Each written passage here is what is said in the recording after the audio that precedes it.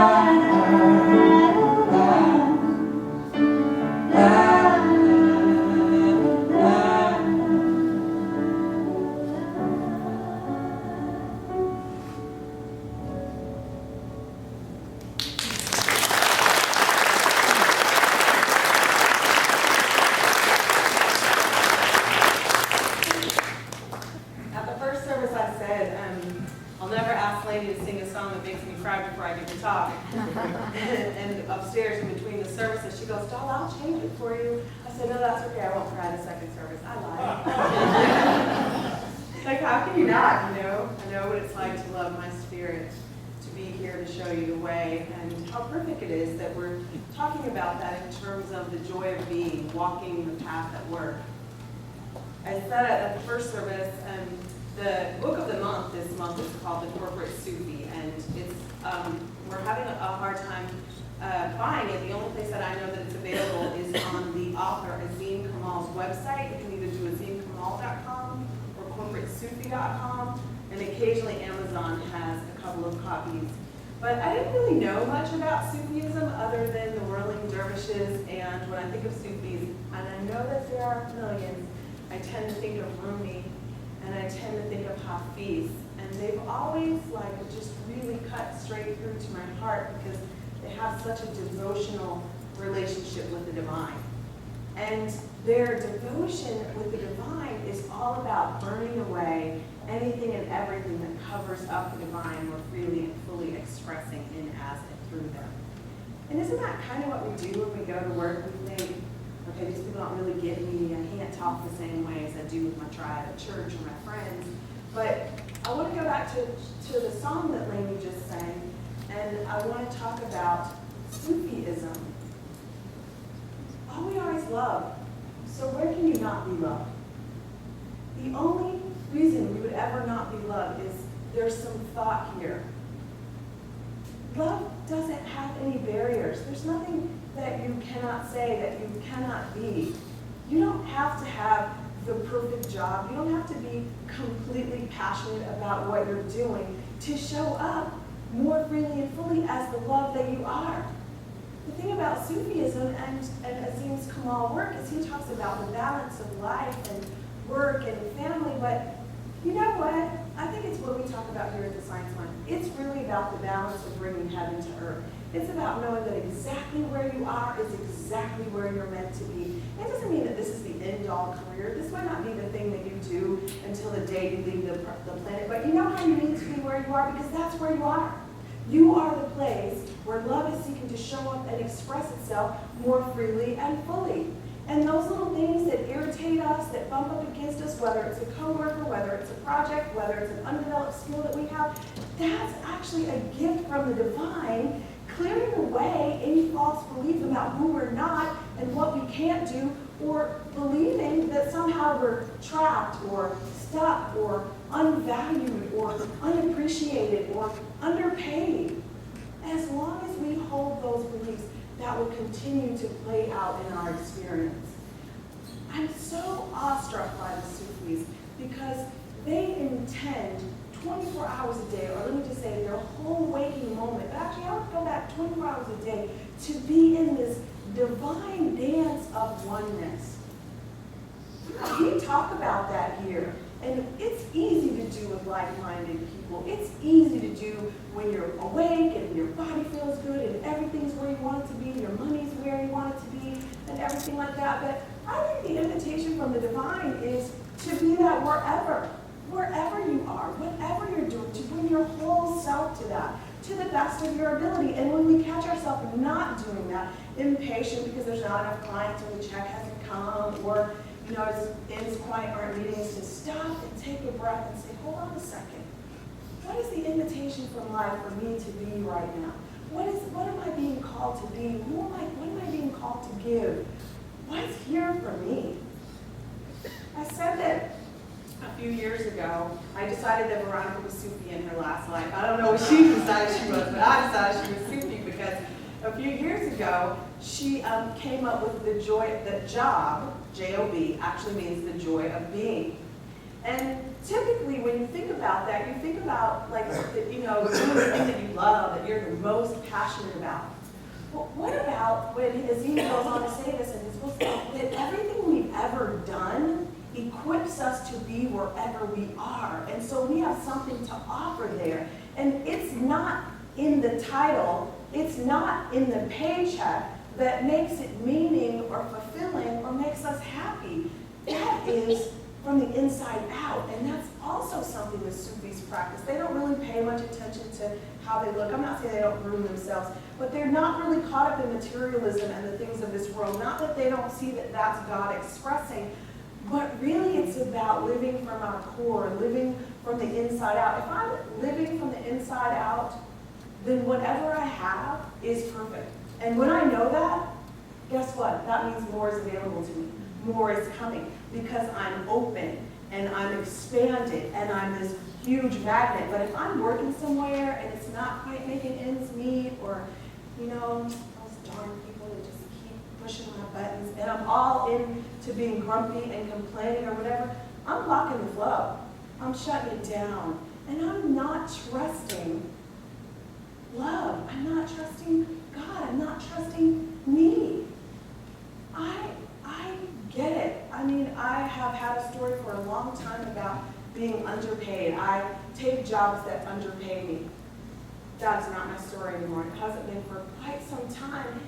But now, when I'm in wherever I am, in studying this book and thinking about the whole Sufi way of life, not that it's any different than what we teach, because we teach oneness, right? But it's like, I can relax, as Bert just said in Trina. I can relax right where I am, right with who I am, whoever's rubbing my nerves, whatever project isn't going exactly as I want.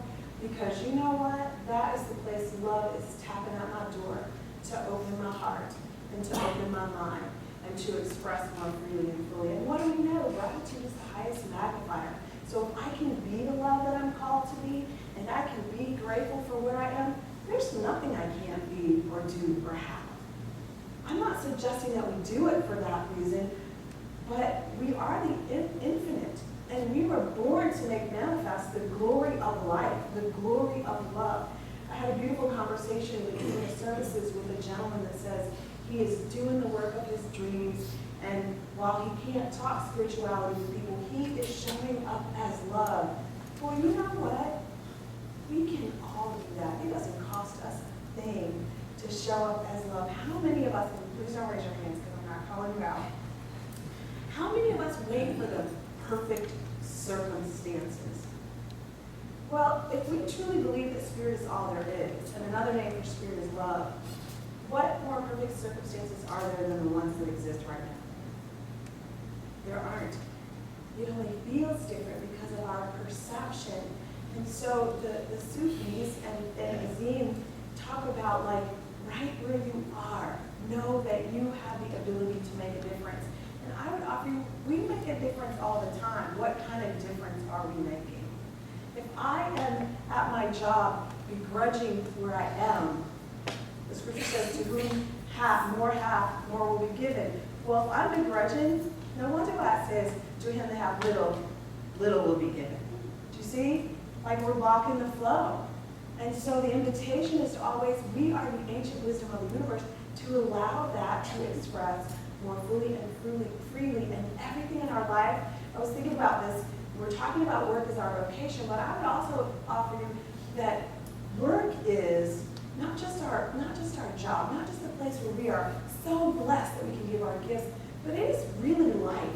Not that it's hard or laborious, not that spiritual practice is like, oh God, I've got to drink, I've got to meditate or whatever, but life, the terrain of our life, our work, our relationships, is the place where we get to mine the love that we are, and we get to express that. And so that thing that rubs our buttons or pushes up against us becomes this amazing gift.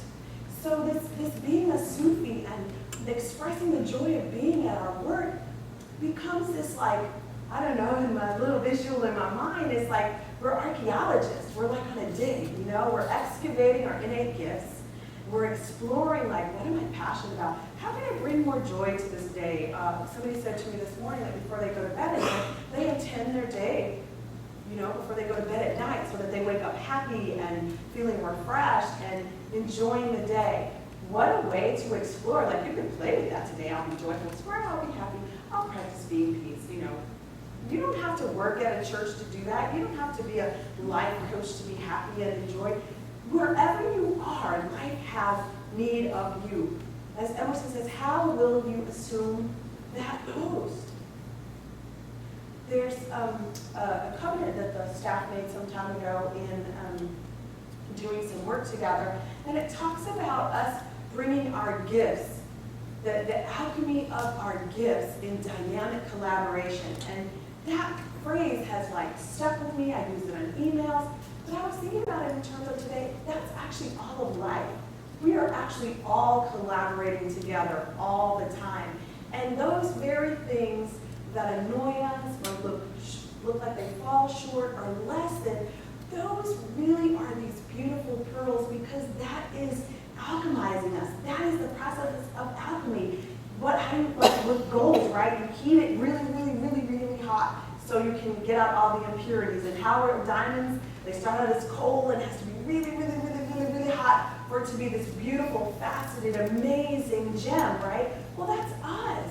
And it is all the people around us. It is the entire terrain of our life. It is our current job. I'm sure we've heard before, like Peter talks about, look for the good and praise it, that bless where you are, because it is alchemizing you so that more of who you are can be experienced and be expressed. And so you do feel like you just constantly live in this kind of flow. And before you know it, you and your coworkers like get along and you like feed off of each other, and your creativity abounds, and your company might send you off for a training, and you'll have the perfect facilitator. Like the perfect conditions are always presenting themselves for us. However, our appreciation of them determines how we experience it, and our appreciation of ourselves. I know how to love my spirit. If I am loving my spirit right where I am, then I have attracted the perfect people to support me into blossoming into more of who I am. You have attracted the perfect people to help you blossom into more of who you are, to allow the impurities of feeling victimized or inadequate or incapable to just be burned away. The Sufis have a practice of, they seek to turn to God all the time, open their hearts, open their minds, so all of the evil can flee from them, can be taken from them, so they can be purified. What a cool thing. Now, we don't believe in evil as an extra force, so the way I look at it is impatience. I said at the first service that I'm not a very patient person. And it seems like I stood up here and said that before. So I'm working on it, but it's not on my top 3 right now. But between that service and this service, I thought, that impatience, there's an alchemical process happening. And at some point, that won't be the case. I'll be able to just be love, just trust in the flow. Oh, noticing, yeah, that's not exactly part of my plan. That's a little irritating. But I'll be able to be that, to do that. We already are enough. We already are perfect. Don't you want to share that enoughness for where you spend 1/3 of your life? 1/3 of your day. And those who are entrepreneurs, sometimes you work 10, 12, 14, and if you've got special projects, 16-hour days, right? Look at the amount of time that you're spending there. How do you want to be spending that time? How do you Susan was talking about, I know this is a weird association, but we all know that my mind is fine and I'm good with that. She was talking about fall cleanup day, and I thought at those services it was interesting that nobody said, come love your church. Come share your love with a mop or a sponge or a broom or a hammer, or do you know what I mean? Like, we're love. So everywhere we go, we are the love in the room. How am I expressing that love? At a place that I spend 1/3 of my day, whether I leave my house to work or I stay at home or work. And if for those of us that might be unemployed, how are you thinking about that? Are you just thinking about where you can get a paycheck to make your bills? And I know that's got to be a little scary and a little bit unsettling. But what about a really wise practitioner said to me once here, where do you want to go give your gifts? Where do you want to go shine your light? What if we were to approach a job search like that? Where do I want to go give my gifts? Because that's what we do anyway. We might not be thinking about it when we're being grumpy or complaining or having to, closing the door because we don't want to talk to anybody because they got so much to do. We're given the gift of us anyway. How do you want to give the gift of you? I'm really, really inspired, I want to say, by the Sufis to practice being consciously the love in the room, no matter what's happening. The joy of being, walking the path at work, walking the path of joy, walking the path in Pisasu. Walking the path in gratitude, walking the path. This is really hard. I don't know. They just keep giving me project after project after project. I said, we tend to think of if someone owns their own company, that they're the CEO or they're the COO. But I want to offer you, you are your own CEO. You are your own COO. We actually never really work for another person. We always work for ourselves. How are you showing up? Would you want you as an employee? And please be a donation. I can say that there's a lot of days, let me just tell you, if I had realized I was my CEO and an employee showed up like me, she would be so out the door, it wouldn't even be 9:05. Oh, honey, thank you very much. Go give your gift somewhere else. No, that's not, I'm not ashamed to say that. At that time, it was the best I knew how to do. But what we come together and do each week, what we come together and do in classes, what we come to do together in prayer with practitioners is to awaken to who we are and then express that. Well, I'm going to tell you, it's actually a lie that you can't bring your spirituality to work. Now, you might not want to talk some of the language that we talk here, but you know what? Being kind to one another, the spirituality doesn't have the market on that. That's not jargon. Trying to help somebody else, asking a coworker for support, telling your boss, you know what, this timeline, I wish I could tell you I could beat it. I just really can't. I don't know how. Can you offer me some support? That's the same thing we would do here for each other, right? If you see one of your coworkers that's down and you say, hey, what's going on? I want you to know I really care for you. I'm holding a good positive thought for you. I know you'll get your project done on time. That's not something you can only say here. I said, and I'll say it again, I was talking to a friend the other day, and she said, okay, let's put spirituality aside. And I felt myself bristle. And I was kind of like, okay, so where does God go exactly when you put it aside? I was thinking, you can't put it aside. Like, if God's everywhere and it's everything, right, I can't actually put my spirituality aside. I can actually be my spiritual self everywhere that I am. And don't we want to find a common language to talk to each other? Isn't that like what makes our philosophy beautiful? Is because we're all one and because we know we're all one, we don't actually want to isolate ourselves and speak some kind of foreign language where I can't walk out the door and talk to anybody. We can talk to the people at the grocery store or at our cleaners or where we're getting our hair cut. So why is our work different? Why is that not the very place? And oh my gosh, Spirit needs you so much. It has you there for 8 or 10 or 12 or 14 hours. It has you there all that time. It doesn't need you to be putting part of yourself up on a shelf. It needs you to let all yourself out. It needs you to like stretch yourself, grow yourself. Be willing to say, I don't know how to do this. As adults, sometimes we don't want to say we don't know how to do it, but you know what? There's somebody who's been exactly where we are on your job that is willing to support you. And maybe not at your job, but maybe with your friends, but somebody else says, I actually not really good, I'm not going to brag about it, but this could change in the next month. I'm actually learning how to do PowerPoint and Publisher. Last year I completely sucked at that. And Peter says, I'll help you. She showed me, okay, let me go to her office and see if I can figure that out. And I went, okay, I kind of forgot. Between her office and my office, I forgot. But I've worked on it over the year, and so whenever I make something completely all by myself and I don't have to have the communications department, I'm so excited.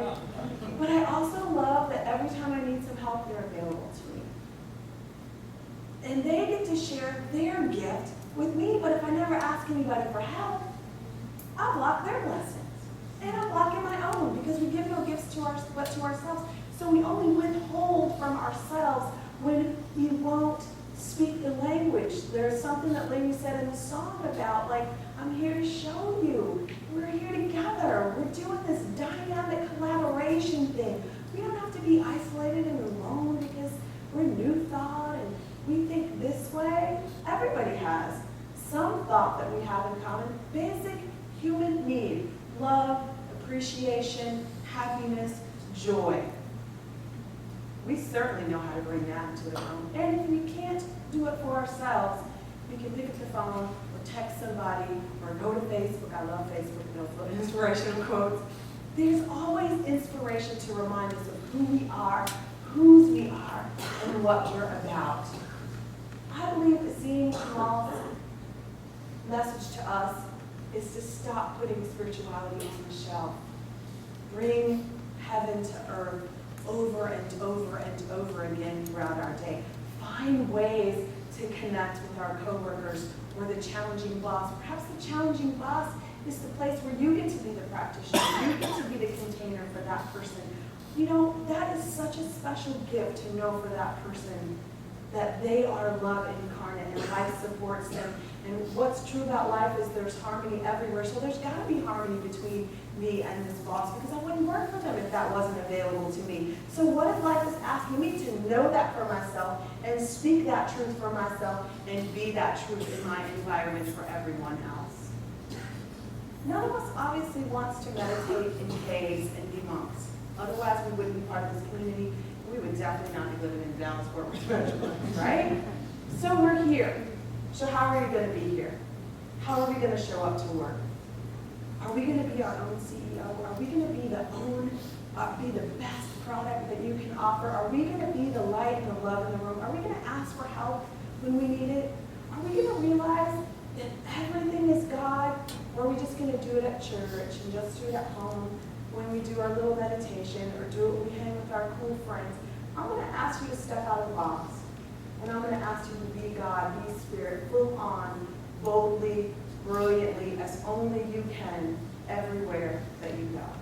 I'm going to ask you to bring the meaning and the fulfillment and the happiness to the doingness. We call them here the details of the divine. Your work are the details of the divine. Spirit has need of you there. If it didn't, you wouldn't be there. Let us pray.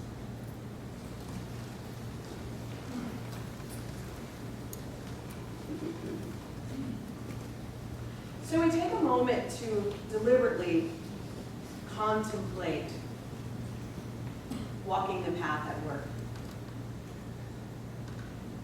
We take a moment to contemplate bringing the joy to the job, being the joy, being the love, not hiding it.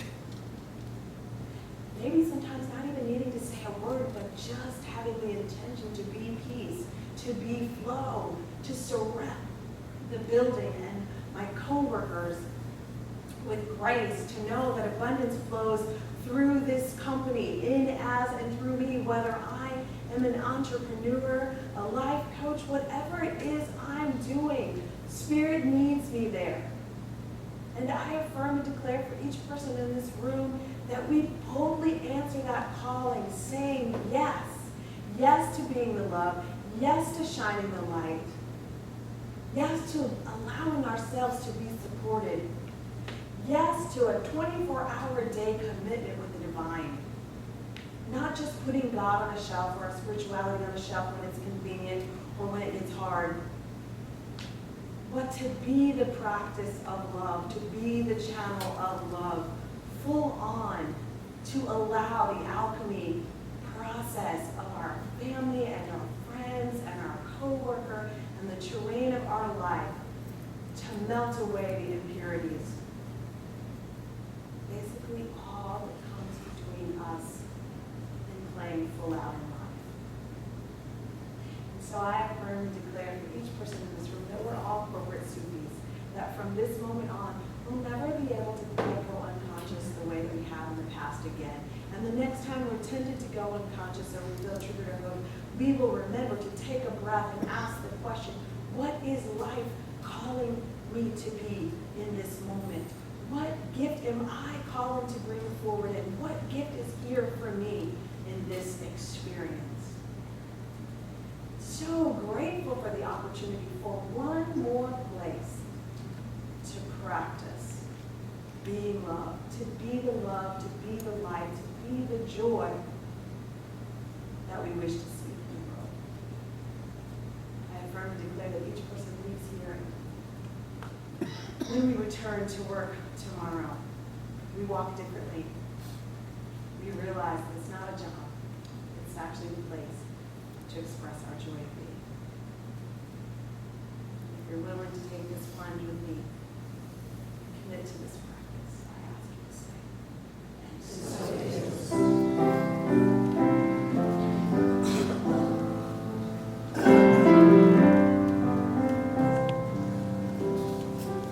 Loving Spirit, dwell in me. This is my divinity. As within, so without. All I need is here and now. Where there's air, let me love. May I have no fear. All the power, all the glory, I surrender, let it be. Loving Spirit, dwell in me, now and evermore. Loving Spirit, dwell in us. This is our divinity. As within, so without. All we need is here and now. Where there's air, let us love. May we have no fear. All the power, all the glory, we surrender, let it be.